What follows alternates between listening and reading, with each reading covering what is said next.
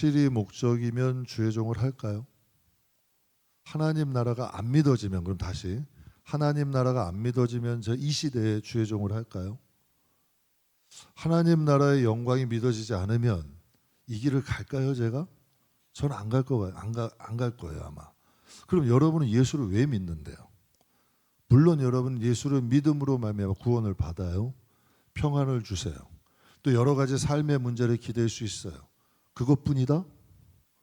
그러면 여러분 세상의 우상을 섬기는 것과 크게 다를 바가 없어요. 그러니까 우리가 하나님 나라와 하나님에 대한 믿음, 하나님 나라에 대한 확신이 없다면, 여러분 거기를 지향하지 않는다면 반쪽짜리 신앙이란 말이에요. 그냥 종교인과 별반 다를 바가 없어. 하나님은 유일하신 하나님이고 또 하나님 나라는 존재하고, 여러분 그것을 우리가 바라보니까 이 세상에서 정말 억울해도 참고 피곤해도 좀 인내하고 하나님 나라와 그 의 구하면서 사시는 거 아니에요?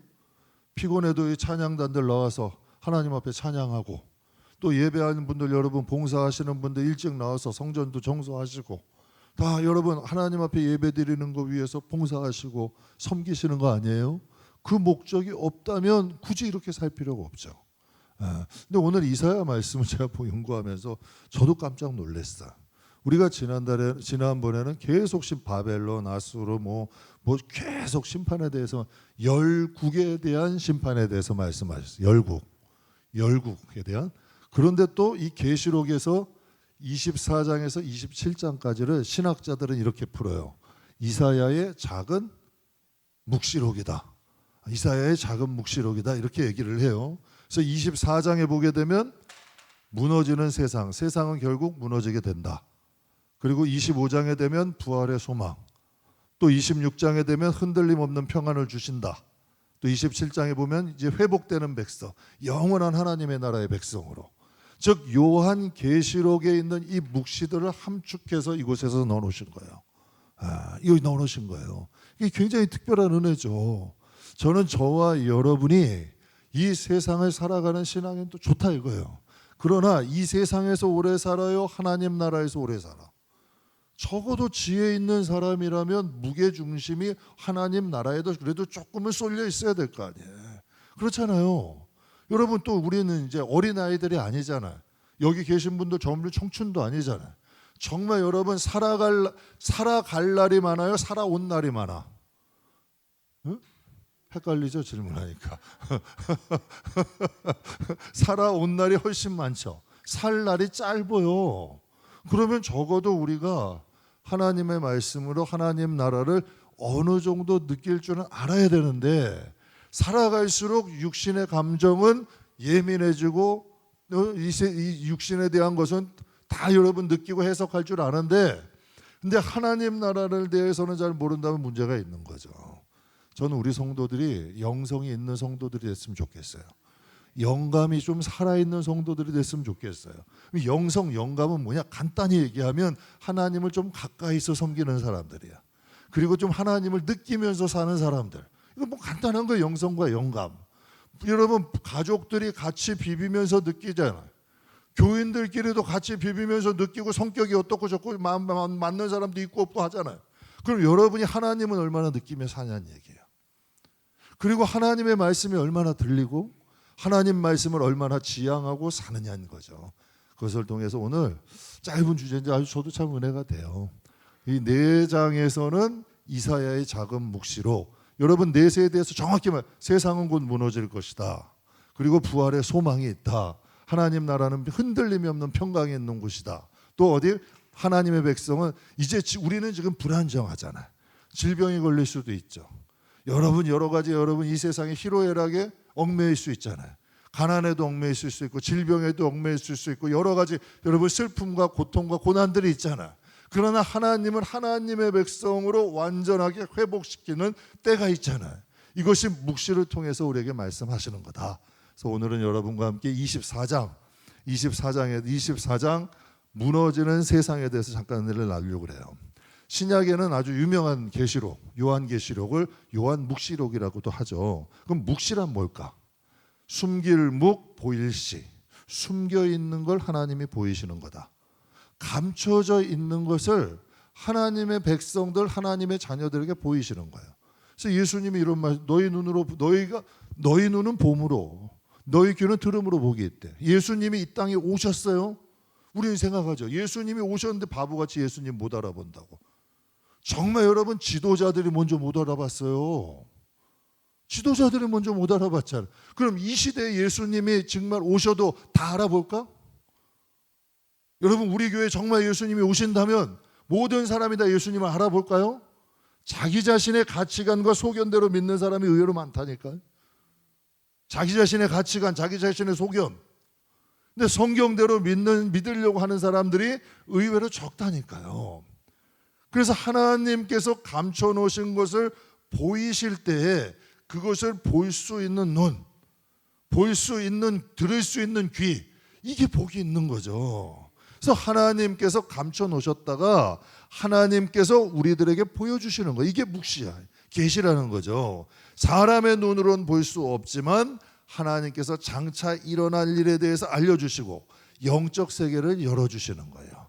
여러분도 세상에서 일하다 보면 갑자기 깨달아질 때가 있죠. 아, 이게 이런 거였어? 공부하다가도 뭐 일을 하다가도 야, 이렇게 하면 쉽네? 뭐 유레카라 그러잖아요. 발견한 거 아니에요. 그런데 신앙도 마찬가지 아니에요? 영적인 눈이 열리면 보이는 게 달라져요. 깨달아지는 것들이 달라지는 거죠. 그래서 13장에서 23장까지 우리가 이제 4주에 걸쳐서 은혜 나눴잖아요. 현실 속에서 하나님은 열국 아래 계신다, 열국 위에 계신다.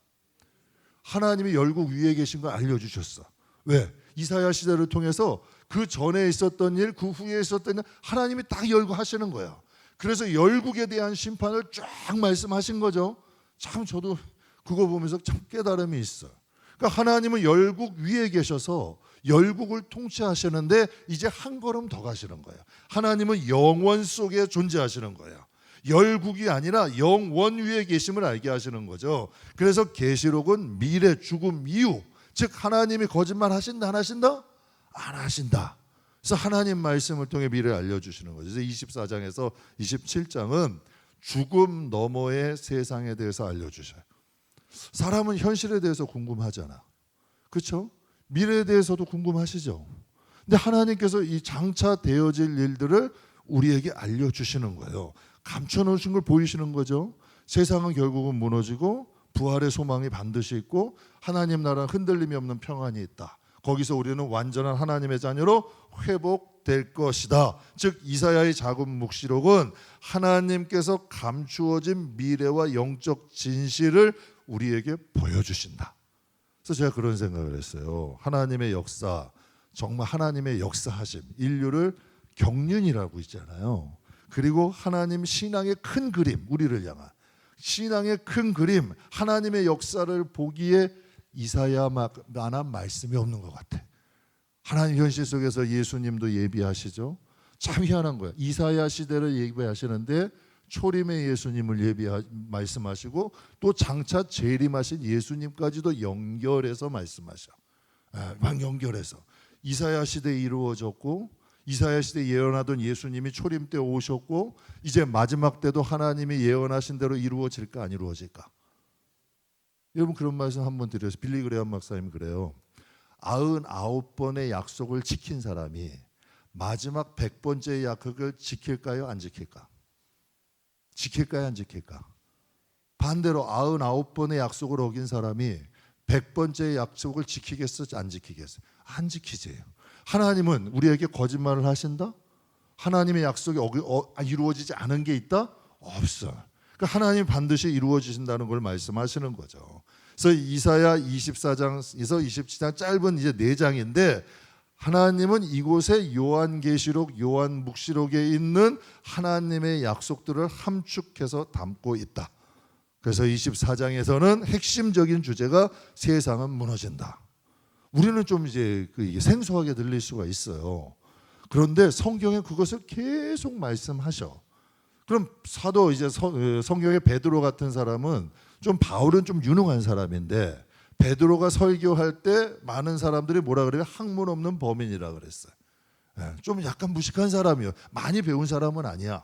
그런데 베드로 후서 3장에 보면 사도 베드로도 하나님의 성령 안에서 이렇게 고백을 해요. 같이 한번 읽어보겠습니다.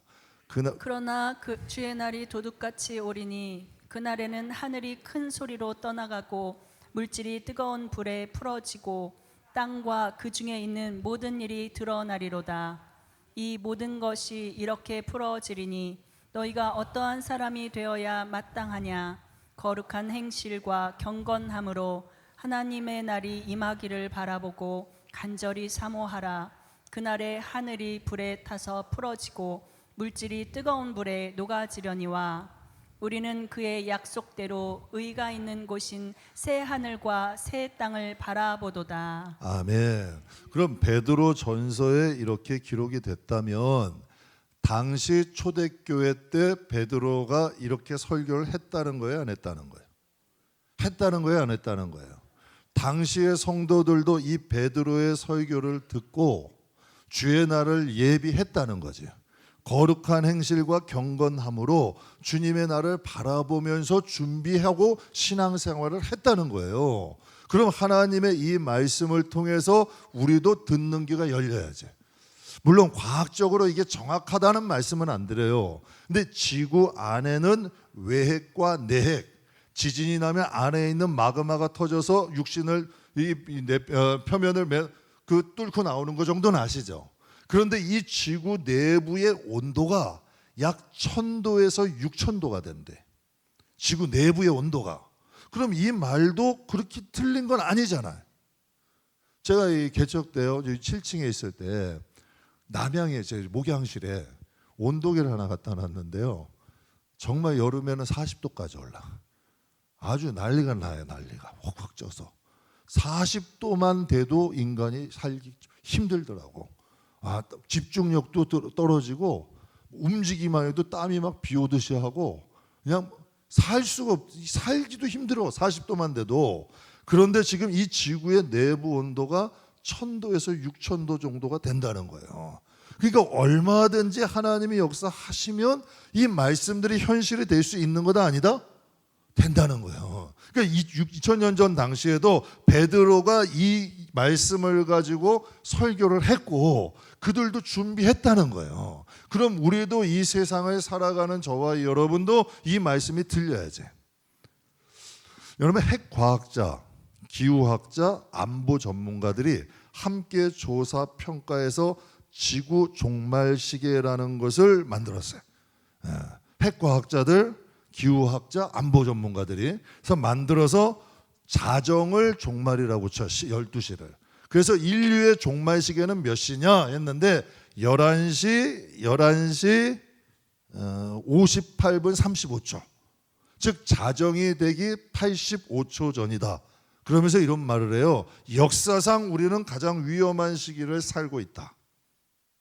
실제로 지금 지구상에 존재하는 핵폭탄 딱 1%만 터져도 지구가 위험하대. 저 어제 신문에서도 봤어요. 김정은이 막 핵 연료봉들 막 있는데 시청하면서 앞으로 우리는 더 많은 핵을 만들 것이다. 여러분 코앞에들 다 있어 지금. 그러니까 이게 실제로 우리는 이 세대에 살면서 느끼지 못할 뿐이지 정말 위험함 속에서 살고 있는 것이 맞다는 거예요. 즉 이 묵시의 예언이 언제 이루어질지는 아무도 몰라. 그런데 확실한 건 하나 있어요. 이루어진다, 안 이루어진다. 이루어지는 말씀이라는 거지. 그래서 하나님께서 이것을 통해서 우리가 이 시대를 영적으로 좀 볼 줄 알고 영적인 시각으로 볼 줄 아는 사람이 돼야지. 그러니까 하나님 그러시는 거예요. 무엇을 먹을까? 무엇을 입을까? 무엇을 마실까? 염려하지 말래. 근데 이것이 염려 안 할 일은 아니잖아요. 그러나 하나님이 우리에게 원하시는 건 뭐예요? 하나님이 이거 하신다는 거예요. 그러나 너희는 영적으로 좀 깨어서 신앙생활을 하라는 거예요. 영적인 감각에 좀 깨어 있어서 시대를 좀 분별하고 너희 속사람을 좀 돌아봐서 하나님이 언제 불러도 갈 수 있는 사람은 되라는 이야기지. 그럼 내가 너희와 함께하고 내가 너희를 책임질게 하나님 말씀하시는 거예요. 그래서 우리에게 주시는 말씀이 뭐예요? 너희가 마땅히 어떠한 사람이 되어야 마땅하냐. 이렇게 여러분 이 구조적으로 보면 정말 위기 속에서 살고 있는 우리의 삶 아니에요. 그래서 성경이 베드로를 통해서 말씀하시는 거예요. 너희가 마땅히 어떠한 사람이 돼야 돼? 거룩한 행실과 경건함으로 신앙의 진지함은 가져야 된다. 저는 그렇게 생각해요. 복음성가 부를 수도 있고 찬송가 부를 수도 있고 박수 치면서 찬양할 수도 있고 드럼 칠 수도 있고 다 좋아. 그러나 신앙의 진지함은 빠지면 안 돼. 경건하다고 여러분 눈 딱 감고서 예배드리면서 졸고 있어. 그건 경건한 게 아니잖아요, 여러분. 응? 하나님 앞에 예배드리는데 다리 딱 꼬면서 팔짱 딱 꼬고 예배드리는 하나님, 여러분, 그분이 정말 당신의 아버지나 할아버지 앞에서도 그러는지 궁금해. 말도 안 되는 거 아니에요, 여러분. 진짜 경건함이라는 건 내면에서 나오는 거잖아요. 하나님을 향한 좀 신앙의 진정성은 있어야 돼. 진짜 하나님이 우리의 예배를 받으시고 하나님이 예배자를 찾으신다는 것 정도는 우리가 좀 느끼고 살 수 있어야지. 그러니까 베드로도 이러한 것을, 베드로는 많이 배운 사람은 아니잖아요. 그런데 영감은 있어. 많은 사람들이 그래요. 나보고 누구라 그러니? 그랬더니 뭐 세례 요한이라고도 해요. 엘리야라고도 해요. 뭐 어떤 사람은 랍비라고도 해요. 그런데 그럼 너희는 나를 누구라 그러니? 그랬더니 베드로가 이런 말, 주는 그리스도요 살아계신 하나님의, 이거를 알려주는 혈육이 아니다. 하나님 아니면 이걸 알려줄 사람이 없다라고 말씀하셔. 지금 베드로도 여러분 이런 고백을 하는 거예요. 장차 이루어질 일에 대해서 사도 베드로는 우리에게 말씀을 주는 거지. 여러분 언제 종말이 온다, 몇 시에 온다, 언제까지, 이게 아니라 우리는 하나님 앞에 이런 말씀을 통해서 좀 진지하게 깨어서 준비할 수 있는 신앙이 돼야 된다는 거지. 하나님 그걸 원하시는 거예요. 그래서 하나님은 이사야의 작은 묵시록의 핵심은 지구가 멸망한다가 아니고 하나님 나라를 하나님은 반드시 어떻게 하신다? 완성하신다. 그럼 그 완성된 하나님 나라에 들어갈 수 있는 우리는 준비가 되었냐는 얘기죠. 분명히 성경에 그랬잖아요. 미련한 처녀와 슬기로운 처녀, 둘 다 등은 들고 있었지만 뭐가 없다? 둘 다 세상 살다 보면 졸며 잤어. 그런데 여러분 슬기로운 처녀는 기름을 준비하고 있었고, 여러분 미련한 처녀는 기름을 준비했다 안 했다? 우리가 이 시대를 살면서 우리의 신앙에 좀 깨어있는 신앙은 돼야 되지 않냐는 거를, 왜? 하나님이 이러한 것을 말씀하시면서 준비하고 깨어있기를 우리에게 말씀하시는 거죠. 그러면 24장에서 무너지는 세상에 크게 세 가지를 말씀을 하셔요. 그러면 무엇이 무너뜨리느냐가 첫 번째인데, 죄가 세상을 무너뜨린다, 이렇게 말씀을 하죠. 첫 번째 주제가 죄가 무너뜨리는, 우리 생각이에요. 전쟁 때문에 무너지잖아요. 환경 때문에 무너지잖아요. 질병 때문에 세상이 무너지는 것 아니에요? 근데 성경은, 사람들은 전쟁을 봐요, 질병을 봐요, 환경을 봐요. 근데 하나님은 죄를 보셔. 원인이 뭐냐는 거예요. 푸틴은 왜 전쟁을 일으켰을까요? 트럼프는 지금 왜 전쟁을 하는 거죠? 지금 이란은 왜 전쟁을 해요? 우크라이나하고 러시아는 왜 전쟁을 하고 있어요? 그 뿌리는 뭐냐는 얘기예요. 그럼 한번 보세요. 왜 환경이 파괴가 되는 건가요? 환경을 여러분 잘 아껴서 수능에서 쓰면 자연이 파괴가 될까? 질병은 왜 일어날까요? 보통 환경이 파괴되고 생태계가 흐트러지고 깨짐으로 인해서 생겨나는 질병들이 많대요. 인류 문명이 발전함으로 인해서 생겨지는 질병도 많다는 거예요. 그러니까 하나님은 말씀하시는 거예요. 사람들은 보이는 것을 봐. 하나님은 왜 그 원인이 뭐냐는 거예요. 세상이 무너지는 것은 죄로 인해서 무너진다는 거예요. 그래서 5절에 24장 5절에 이런 말씀이 있어요. 같이 읽겠습니다. 땅이 또한 그 주민 아래서 더럽게 되었으니 이는 그들이 율법을 범하여 율례를 어기며 영원한 언약을 깨뜨렸음이라. 그러니까 하나님이 보시는 시각은 좀 달라요. 땅의 주민들이 그 땅을 더럽혔대요. 여러분 이게 이해가 되세요? 땅을 더럽혔대. 뭐로? 죄로. 이게 눈에 보이냐는 얘기예요. 육신의 사람의 눈으로 보이냐는 얘기예요. 안 보이잖아요, 여러분. 근데 하나님 이렇게 말씀하셔요. 마태복음 21장에 보면 이런 말씀, 보세요. 가만히 보세요. 그들에게 이르시되 기록된 바 내 집은 만민이 뭐하는 집이다? 그런데 너희는 뭘 만들었대? 아니 참 이상하잖아요. 지금 거기는 헤롯 성전 맞잖아요. 하나님 앞에 예배 드리고 제사 드려요. 그런데 하나님은 그 내면에 있는 걸 보시는 거예요. 제사가 안 드려져요? 제사 드려져요. 예배가 형식적으로는 다 드려져요. 그런데 예수님은 그것을 보면서 말씀하세요. 내 집은 만민이 와서 기도하는 집인데 너희들이 내 집을 강도의 소굴로 만들었대요. 그럼 한번 봅시다고요, 여러분. 성도가 함께 모여서 기도하면 기도하는 집이야. 그런데 교인들이 와서 죄를 지으면 그곳은 어떤 곳이 될 수 있는 거예요? 실족하는 일이 막 발생해. 너가 실족했어, 너도 실족해봐. 여러분 막 미움이 난무해. 교회 안에 혈기가 막 있어. 서로 여러분 막 혈기가 하고 분노가 많아. 서로 욕심이 내가지고 서로 여러분 자기 거 움켜쥐려고만 해. 그럼 그것이 하나님이 보시는 기도하는 집이에요? 아니면 강도의 소굴이야? 그럼 교회 건물은 십자가 있고 찬양과 예배도 드려지지만 영적으로 보면 도적의 소굴, 강도의 소굴이 될 수 있다 없다? 하나님 이걸 말씀하시는 거예요. 죄가 몸을 더럽히죠. 죄가 몸을 더럽혀요. 죄 때문에 가정이 더럽혀지기도 해요. 죄 때문에, 죄로 인해서 교회가 더럽혀질 수 있다는 거예요. 그래서 지금 성경에 이사야를 통해 말씀하시는 거예요. 하나님의 성지, 하나님의 땅, 하나님의 예비한 약속의 땅이 그 주민들로 인해서 더러워졌대. 저는 솔직히 그래요. 우리 교회가 더럽혀지지 않았으면 좋겠어요. 절대 그건 안 되는 거예요. 교회가 하나님 앞에 기도하는 집 돼야 되고 하나님을 섬기는 순수한 곳이 돼야지, 교회의 본질적인 요소를 잊어버리게 되면 교회도 강도의 소굴이 될 수 있고 교회도 더럽혀질 수 있다는 거예요. 교회는 더럽혀진 영혼들이 씻는 목욕통이라 그랬어. 성경에 보면 씻는 곳이야. 밥 먹는 곳이야. 여러분 씻고 먹어서 배불러서 나가야 돼, 세상을. 근데 교회가 여러분 강도의 소굴이 되면 제 역할을 못하는 거지. 그러니까 하나님 말씀은 세상에 무너지는 것은 전쟁, 환경, 질병, 그건 보이는 거고 그 뿌리에는 뭐가 있다? 인간의 죄성이 있다는 거예요. 그 죄로 인하여서 세상은 무너지게 된다. 하나님이 이걸 말씀하시는 거예요. 그래서 로마서 6장에 보면 뭐다? 죄의 싹슨? 그럼 죄의 싹스로 인해서 교회도 무너질 수 있는 거예요. 더럽혀질 수 있고 가정도 마찬가지예요.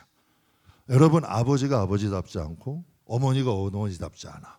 자식도 자식이다워지지 않으면 가정도 여러분 건강할 수가 없는 거잖아요. 가정도 마찬가지인 것 같아. 교회도 성도가 성도답고 주의종도 주의종답고 각자의 자리에서 몸의 지체로 서로가 서로를 위해주면서 존재해야 건강한 교회가 될 수 있는 거 아니에요. 하나님이 그걸 말씀하시는 거 아니에요. 그래서 죄는 생각을 더럽히고 마음을 더럽히고 결국은 몸을 더럽힘으로 인생도 망가진다. 그러니까 죄가 결국은 생각으로 들어오죠. 가만히 보세요. 지금 예수님 팔 생각을 가룟 유다의 생각에 넣었다. 그럼 생각에 있는 것을 버릴 수도 있고 심을 수도 있잖아요. 유다는 버린 거에 심은 거예요. 심었어. 그게 자라나니까 몸으로 움직인 거예요. 결국은 예수님 팔았어요. 결국은 은 30 썼어요? 못 썼어요? 못 썼어. 그의 인생도 망했어. 그래서 성경에 보면 태어나지 않았으면 좋을 뻔했대. 야, 비참한 인생이잖아. 결국 사망으로 가는 거예요. 그러니까 하나님 무너져, 세상도 무너지는데 뭐 때문에 무너진다? 죄 때문에 무너진다는 것을 말씀하시는 거야. 그래서 두 번째 주제는 무너짐 속에서도 남은 자는 보존하신다. 분명히 하나님이 부름받은 자는 많아. 넓은 길로 가는 자도 많아. 그러나 그 가운데 좁은 길로 가는 사람이 있다 없다? 있다. 부가운데 여러분 하나님이 택한 사람들이 있다 없다? 있다. 요한계시록과 이사야의 작은 묵시록의 공통점은 뭘까? 심판 가운데 하나님은 남은 자들을 보존하신다. 그래서 이사야 24장 13절에 이렇게 말씀하세요. 같이 읽겠습니다. 세계 민족 중에 이러한 일이 있으리니 곧 감람나무를 흔듦 같고 포도를 거둔 후에 그 남은 것을 주움 같을 것이니라. 아멘. 감람나무를 막 흔들린 거가 또 다 떨어져도 그곳에 남은 것들은 하나님이 어떻게 하신대? 하나님이 주우신다는 거예요. 성경의 흐름을 한번 보자고요. 하나님이 악인과 의인을 함께 멸하신다? 다윗이 이 말 잘하잖아요. 하나님 어떻게 악인을 멸하실 때 의인도 멸하시냐는 거예요. 하나님 그런 분 아니시잖아요. 하나님은 악인을 멸하실 때 의인 같이 멸하지 않으신다. 하나님은 거기서 그 남은 자들 의인들을 구원하시는 분이 하나님이다. 그래서 노아의 시대에 하나님이 세상을 물로 다 심판하실 때도 노아와 그 가족은 살리셨어요. 바벨론 포로 때도 하나님이 다 바벨론으로 쫓아내셨지만 바벨론의 환경에 익숙해 있던 사람은 그곳에 남았어. 그러나 하나님의 콜링에 응답한 사람들은 다시 이스라엘 땅으로 돌아왔잖아요. 여러분 마찬가지로 엘리야 시대 엘리야가 그런 고백을 해요. 다 죽이고 나만 남았대 이제. 그때 하나님께서 엘리야에게 뭐라 그래요? 아니다. 바알을 섬기지 않는 몇 명을 남겨놨다? 7천을 남겨놨다. 그래서 열왕기상 19장 18절에 그러나 내가 이스라엘 가운데에 7천 명을 어떻게 하리니? 남기시리니 다 바알에게 어떻게 하다? 무릎 꿇지 아니하고 다 바알에게 입 맞추지 아니한 자다. 즉 여러분 엘리야의 눈에도 안 보였어. 선지자인데. 선지자잖아요. 그러면 우리가 볼 때 예수를 믿는 사람들이 야 지금 요즘 심각해. 참 믿는 사람들도 적고 참 신앙생활 제대로 하는 사람 없는 것 같아 라고 얘기하지만 하나님이 구원받을 하나님의 진실한 성도들을 숨겨놓으셨다 안 숨겨놓으셨다? 제가 교회 갈 때마다 제 기관사에 갈 때도요 교회를 방문할 때마다 놀라운 일이 있어. 정말 진국 같은 성도들이 교회마다 다 있어. 3%의 소금들은 다 존재해. 여러분 교회가 한국 교회가 뭐 10만이다 뭐 5만이다 막 그러잖아요. 요즘 뭐 5만이다 막 그러는데 그 5만 교회에 몇 명만 해도 몇 명이냐는 얘기예요. 전 세계 구석구석에 정말 진실한 성도들을 모으면 얼마나 많겠냐는 얘기예요. 한국에는 교회가 줄어도 지구라는 땅덩어리에선 예수를 믿는 사람이 는다 준다. 여러분 어떤 분이 저한테 그런 말씀하시더라고요. 어느 분이 그때 김명현 박사님, 창조가 김명현 박사님이 요즘 주일학교 아이들을 위한 창조에 대한 그런 교육을 좀 이렇게 연구하고 계시나 봐요. 그러면서 우리한테 이런 얘기를 해요. 지금 주일학교 아이들이 뭐 1.9%인가 그거밖에 안 된대. 한 반에 30명이면 세 반에 한 명꼴이래. 교회 다니는 그 교회 진실하게 다니는 애들이 심각하시다는 거예요. 심각하다는 거. 너무 갑자기 급격히 줄어들고 있어요. 너무 갑자기 급격하게. 그러면 여러분 우리는 그렇게 생각 여기가 다인 줄 알잖아. 그런데 지구라는 전체를 놓고 보면 제가 깜짝 놀랐다니까요. 제 친구 목사님이 저기 동남아에 그 미얀마 가가지고 저 부흥회를 하는데 정말 젊은 청년들이 그냥 우리 옛날에 뭐 한 60, 70년대 같아. 한 70년대 같아. 그냥 스라브 하나 쳐 있고 플라스틱 스라브 있잖아요. 플라스틱 말고 요즘 그 예전에 그 시멘으로 된 얇은 스라브 그거 하나 쳐놓고 파이프 그냥 얇은 파이프 몇 개 있고 벽 하나도 없고 그냥 콘크리트 깔려 있어. 거기에 기타 하나 치고 있는데도 거기에 가득해. 거기에 가득해요. 그러면서 여러분 이런 말을 한대요. 내가 하루에 밥 먹는 게 1,500원인가 1,000원인가래. 그것만 해결할 수 있으면 자신 하나님을 위해 일하고 싶대. 그런 사람들이 많다니까. 이게 현실이에요, 여러분. 하나님이 우리에게 이 성경을 통해서 말씀하시는 거죠. 하나님께서 이 성경을 통해서 무너짐 속에서도 하나님은 남은 자들을 어떻게 하신다? 구원하신다. 그래서 하나님은 엘리야의 눈에는 보이지 않았지만 진실한 성도들이 많이 있다는 거예요. 제가 그래서 가끔 국민일보나 이렇게 보고 선교사님들도 솔직히 두질이에요. 정말 여러분 선교가 목적이 아닌 분들도 있고 진짜 생명 다해서 선교하시는 분들이 있어. 근데 진짜 선교사님들은 정말 존경스럽더라고. 정말 존경스럽더라고. 제가 여기 우리 교회 와서 간증하셨던 한복음 선교사님, 저 깜짝 놀랐어. 와가지고요, 저 같이 대화를 해요. 자식들이 집도 없어. 애가 둘인데 집도 없고 여러분 하나 보내시면 가는 거예요. 그런데 와셔가지고 그분은 이슬람권에서도 터키에서도 좀 투르키 외곽 지역을 선교하셨던 거예요. 그 당시에는. 그런데 와가지고 얼굴이 막 한박꽃이 돼가지고 막 흥분해가지고 말씀하시는 게 한 명에게 복음을 전하고 있대. 그래서 제가 속으로 그랬어요. 한 명에게 복음을 전하는 게 뭐 이게 대단한 일이냐는 얘기예요. 이 세상 여기서.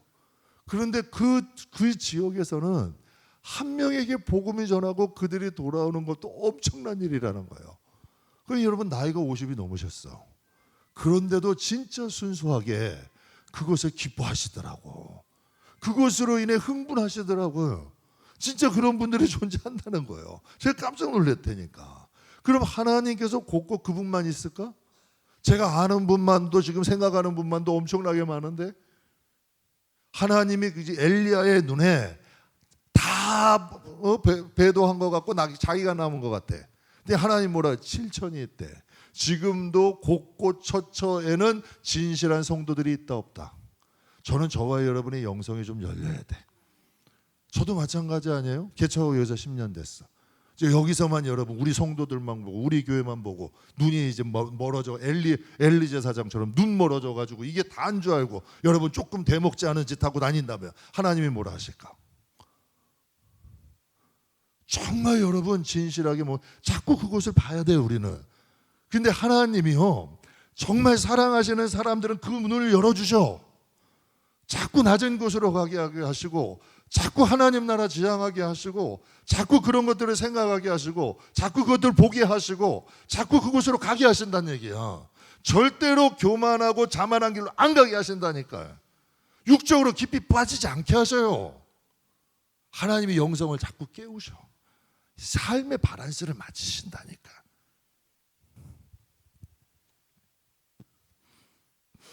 그래서 작년에 3월이죠. 경북에서 여러분 산불 난 거 기억하세요? 엄청난 큰 산불이 났는데요. 축구장 14만 개가 탔대. 서울의 1.7배. 그 정도의 큰 산불이었대요. 사망자도 많았고. 그러면 그 완전히 폐허가 된 거예요. 축구장 17만 개예요. 서울 크기의 1.7배. 그럼 완전히 여러분 황폐해지고 완전히 다 타버린 거 아니에요. 그럼 1년이 지났어요. 1년 조금 더 지났어요. 거기에 대해서 기사를 한번 봤어. 그럼 지금 거기 가면 완전히 다 아직도 새까마고 여러분 쑥대밭일까요? 이제 거기서 막 새싹들이 나올까? 나와야 안 나와? 그 땅도 죽어요, 안 죽어? 안 죽어요. 하나님 이걸 말씀하시는 거예요. 하나님은 심판 무너짐 속에서도 남은 자들이 있어. 황무지와 같고 벌판과 같아도 하나님 앞에 새파란 파란 순과 같이 순수하게 하나님 찾는 사람이 있더라니까요. 그런데 여러분 이 목사의 눈에도 그게 귀해 보여. 정말 그 순수한 영혼들이 너무 귀해. 너무 소중해. 하나님 보실 때는 어떨까? 하나님 보실 때는 어떠냐는 얘기예요. 지금 이 말씀을 하시는 거예요. 무너지는 세상 속에서도 죄로 인해 무너지지만 그 가운데서도 남은 자들은 있다 없다? 제가 참 감동적인 부분이 뭐냐면 예수님이 십자가에 못 박히셨어요. 여러분 사람이 너무 아프면 밥도 먹기 싫고요. 사람이 너무 아프면 진짜 아무리 아기가 이뻐도 와도 귀찮아. 내 몸이 아프면 다 귀찮은 거야. 예수님이 십자가에 못 박혔어요. 그것도 대못이 박혔어요. 물과 피가 다 쏟아져. 정오에 떼약볕에 피가 마르면 제가 예전에 다쳐서 피가 한번 난 적이 있는데 꾸덕꾸덕해지면 살이 아파 막 땡겨. 근데 예수님 온몸에 지금 다 상처. 그러면 여러분 그 피가에서 막 딱지가 져서 막 꾸덕꾸덕해지지 않았을까? 움직일 때마다 막 아플 거야. 그런 상황이잖아요. 지금 상황이. 그런데 지금 예수님 옆에 있던 강도가 여러분 뭐라 그래요? 좋은 말을 하니까 예수님이 그에게 뭐라 그러셔? 오늘 내가 나와 함께 낙원에? 지금 십자가상의 그 고통스러운 순간에도 예수님은 무슨 생각하신 거예요? 구원을 생각하신 거예요. 대단하지 않아요? 그거 여러분 우리라면 귀에 들어오지도 않을 거 아니야. 그런데 예수님은 그런 극한 상황 속에서도 구원을 생각하시는 거예요. 제가 화요일 노방전도 이제 지금 화요일하고 금요일 이제 토요일 우리 교회 이제 노방전도 팀을 맡은 우리 김요한나 전사님하고 정태현 목사님이 하세요. 두 분 다 은퇴 목사님, 은퇴 전도사님이야. 정식 사역 하시다가 은퇴하신 거예요.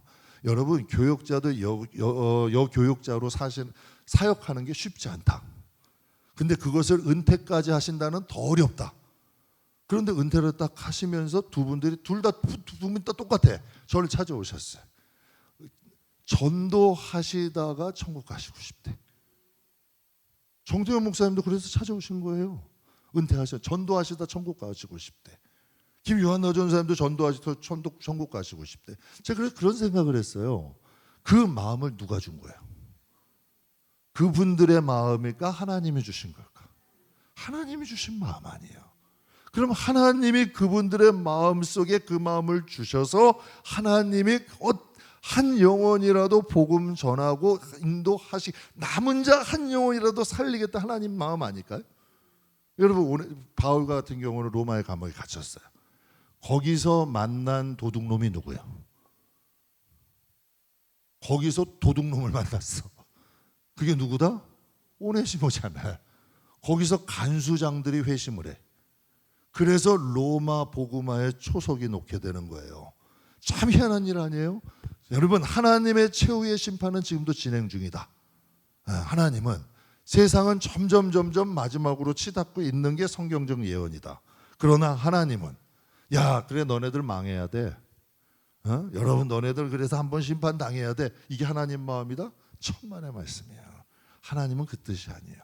세상은 마지막으로 가지만 한 영혼이라도 더 구원하시길 원하시는 게 하나님의 마음이다. 그래서 여러분, 성경에 무너짐 속에서도 하나님은 어떤 자를 보존하신다? 남은 자들을 보존하신다. 그럼 마지막 세 번째는 하나님은 여전히 왕이시다. 보세요. 이제 24장 21절에서 23절 같이 한번 보겠습니다. 그날에 여호와께서 높은 데에서 높은 군대를 벌하시며 땅에서 땅의 왕들을 벌하시리니 그들이 죄수가 깊은 옥에 모임같이 모이게 되고 옥에 갇혔다가 여러 날 후에 형벌을 받을 것이라. 그때 달이 수치를 당하고 해가 부끄러워하리니 이는 만군의 여호와께서 시온산과 예루살렘에서 왕이 되시고 그 장로들 앞에서 영광을 나타내실 것임이라. 아멘. 예수님이 감남산에서 장차 멸망할 이스라엘 땅을 보시면, 예루살렘을 보시면서 혀를 딱딱 차시면서 아이고 그래 너네 그럴 줄 알았다 그러셔요. 예루살렘을 보시면서 어떻게 하셔요? 예수님이 우셨대. 성경에 예루살렘을 보면서 우셨어요. 하나님은 여전히 왕이시다. 이 뜻은 저는 그런 말, 하나님은 왕이고 통치고 권세, 이 뜻이 아니라 하나님은 소돔과 고모라도 심판하시기 전에 그곳에 가시는 분이에요. 하나님은 그곳을 떠나지 않으시는 거예요. 이스라엘에 분명히 하나님은 심판은 임하지만 그 가운데서도 남은 자들을 구원하시고, 하나님께서는 무너짐이 목적이 아닌 거예요. 하나님은 세상의 나라, 땅의 권력, 문화가 무너지지만 하나님의 목적은 파괴가 아니다. 새 하늘과 새 땅이다. 다시 새롭게 하는 게 하나님의 목적이다. 그래서 계시록 21장 5절에 이런 말씀이 있어요. 보호자에 앉으신 이가 이르시되 내가 만물을 어떻게 한다? 새롭게 한다는 거예요. 하나님은 만물을 무너뜨림이 아니라 회복이야. 파괴가 아니고 완성이라는 거예요. 하나님은 절대로 어떻게 하든지 하나님이 왕이시다. 하나님이 생명이잖아요. 하나님이 계신 곳엔 공의가 있잖아요. 하나님이 계신 곳엔 억울함이 없잖아요. 하나님이 계신 곳에는 망함이, 심판이 있어도 다시 살리심이 있잖아요. 하나님은 절대로 망하는 게 목적이, 파괴가 목적이 아니라 그건 사단이 하는 짓이지. 하나님은 그 가운데서도 살리시는 거예요. 회복시키시는 거예요. 제가 한번 말씀드렸죠. 이스라엘 백성들 1900년 동안 나라 없이 살았어. 그런데 어떻게 그 백성을 다시 모아서 다시 나라를, 그 땅, 그 약속한 그 땅을 주시냐고. 그건 사람이 못하는 거예요. 나라가요, 적어도 1세기만 빼앗겨고 없어져도 그 나라는 사라지는 거예요. 사라지는 거예요. 왜? 그 민족은 사라질 수밖에 없어. 근데 1900년이 지났는데도 하나님은 다시 돌아오게 하셔. 이걸 하나님만이 하신다니까. 우리가 이 땅에서 하나님 앞에 남은 자로서의 삶을 살아가는 저와 여러분, 하나님이 있는다 안 있는다? 안 해주신다. 하나님이 그러기 위해서는 전 우리 교회의 왕은 하나님이 되셔야 돼. 여러분의 왕도 하나님이 되셔야 돼. 여러분의 가정도 하나님이 왕이 되셔. 왜? 그럼 통치하고 복종한 이 뜻이 아니라 하나님이 생명이다. 예수님이 타 계시는 배는 뒤집힌다 안 뒤집힌다? 안 뒤집힌다. 반석 위에 세운 교회는 무너지지 않는다. 즉 하나님이 통치자가 되주시고 다스리시고 함께 하실 때 그곳에 사망이 찾아올 수 있어도 사망이 우리를 넘어뜨리지 못하는 거예요. 피렌체 광장에 가면 여러분 다윗상이라는 게 있어요. 여러분 유명한 다비드상이죠. 그런데 이 다비드상이 특별한 돌로 만들어진 게 아니래요.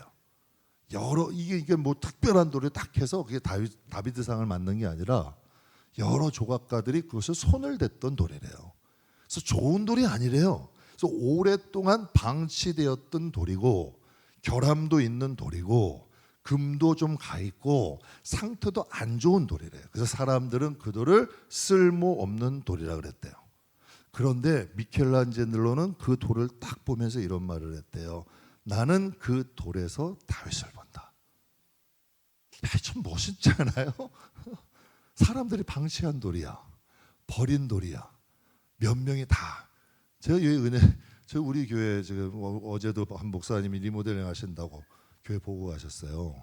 하나님이 7층 여기 주실 때, 딱 주실 때 저희한테는 쫓겨서 온 곳이야. 그런데 나중에 알았어. 사분들 이제 우리가 이제 교회다 거기다 쓰고 하나님이 여러분들 널리시면서 해주시니까 다른 분들이 다 그러시 말씀하셔. 처음에는 뭔 교회를 7층에다 했니? 보이지도 않는데. 그런데 교회 하나님 은혜 주시고 자꾸 축복하시니까 자리가 좋대. 내가 웃겨가. 그럼 당신들이 하시지. 그랬더니 알고 봤더니 어제 왔던 그 목사님도 그 교회 보고 가셨대. 저 시청에서 목회하는 목사님도 보고 가셨대. 다 보고 가신 거예요. 근데 딱 보니까 이 아파트가 또 오래됐잖아. 오래된 아파트. 또 그리고 여기가 신도시하고 구도시의 중간. 그러니까 별로라 그러고 간 거예요, 다들. 감춰 놓으신 거지. 그러니까 이 다비드상도 마찬가지인 거예요.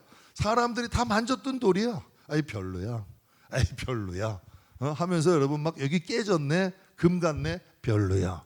그런데 미켈란젤로가 딱 보더니 나는 이곳에서 다윗을 본다 해서 쪼개서 만든 게 다비드상이래요. 사랑하는 성도 여러분, 마무리하겠습니다. 이사야 24장에 보면 주제가 그래. 무너져가는 세상이야. 그런데 하나님은 무너져가는 세상에서는 폐허를 봐야 되잖아요. 멸망이잖아. 그런데 하나님은 그 속에서 부활을 보셔. 그곳에서 평안을 보셔. 그곳에서 회복을 보셔. 이분이 우리 하나님이다. 하나님은 버리시는 분이 아니다.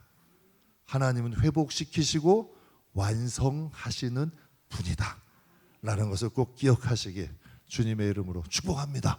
자, 우리 다음 주에는 25장 부활의 소망 또 이어서 함께 은혜를 나누도록 하겠습니다. 우리 이 시간 함께 잠깐 기도하실 때 하나님 우리 부족합니다.